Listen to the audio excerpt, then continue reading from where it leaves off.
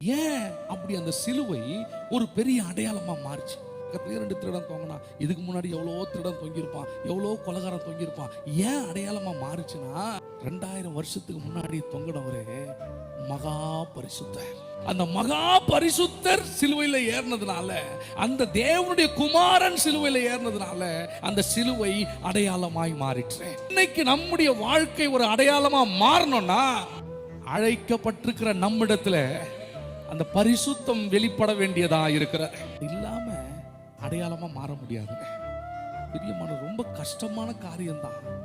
ஆனா நம்முடைய எதிர்கால வாழ்க்கையை நமக்கென்று கர்த்தர் வைத்திருக்கிற நல்ல காரியங்களை யோசிச்சு பார்த்தா இது ஒரு கஷ்டமாவே தெரியாது.